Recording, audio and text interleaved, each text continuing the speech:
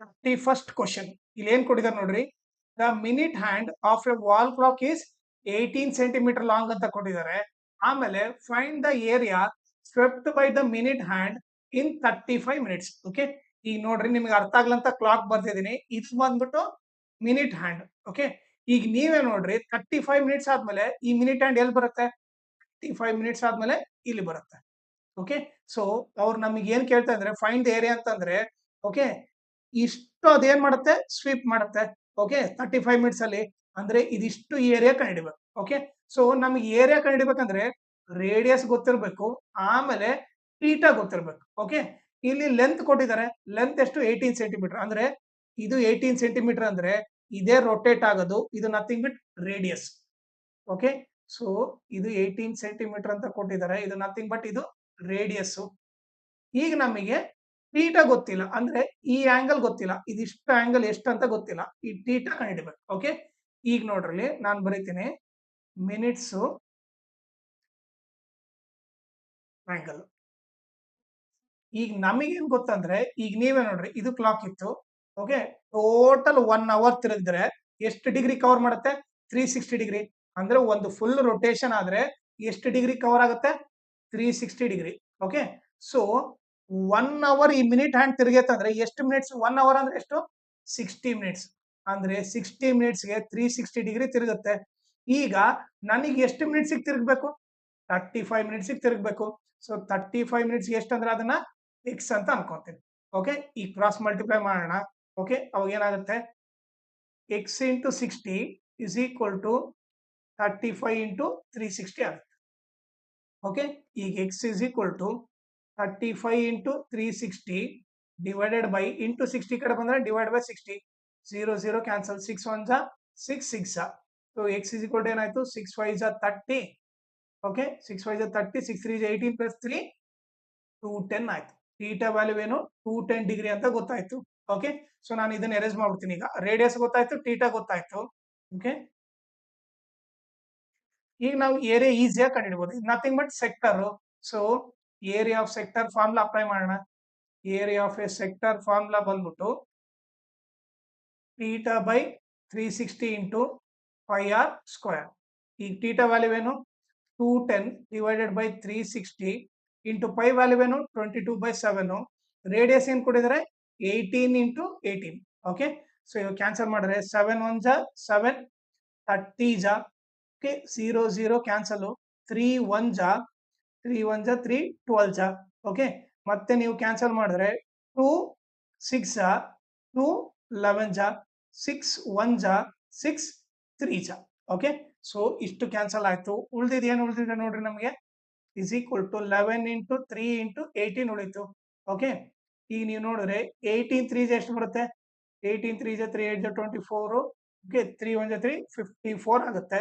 Okay, 11 ಇಂದ multiply ಮಾಡಿದ್ರೆ 11 4 ಜಾ 54, 11 5 ಜಾ 55 ಪ್ಲಸ್ 4 59 ಆಗುತ್ತೆ. Okay, so 594. ಇಲ್ಲಿ ಸೆಂಟಿಮೀಟರ್ ಕೊಟ್ಟಿದ್ದಾರೆ. ಸೊ ಏರಿಯಾ ಸೆಂಟಿಮೀಟರ್ ಅಂತ ಅವ್ರು ಕೊಟ್ರೆ ನಾವು ಏರಿಯಾ ಎದ್ರಾಗ ಬರೀಬೇಕು? ಸೆಂಟಿಮೀಟರ್ ಸ್ಕ್ವೇರ್ ಅಂತ ಬರೀಬೇಕು. ಇದು ಬಂದ್ಬಿಟ್ಟು ಏರಿಯಾ ಸ್ವೆಪ್ಟ್. ಓಕೆ, ಸೊ ಈಗ ನಾವೇನ್ ಬರೀಬಹುದು? ಒಂದು area swept by the minute hand in 35 minutes is equal to ಏನು? 594 ಸೆಂಟಿಮೀಟರ್ ಸ್ಕ್ವೇರ್ ಅಂತ ಬರೀತೀವಿ. ಓಕೆ, ಅದ್ರ ಜೊತೆಗೆ ಇನ್ನೊಂದು ಏನ್ ಕೇಳಿದಾನೆ? Find the length of the arc ಕೇಳಿದಾನೆ. ಓಕೆ, ಇದ್ರ ಜೊತೆಗೆ ಲೆಂತ್ ಆಫ್ ದ ಆರ್ಕ್ ಕೂಡ ಕಂಡಿಬೇಕು. ಓಕೆ, ಸೊ ಇದನ್ನ ಎರೇಸ್ ಮಾಡ್ತೀನಿ ನಾನು ಇವಾಗ.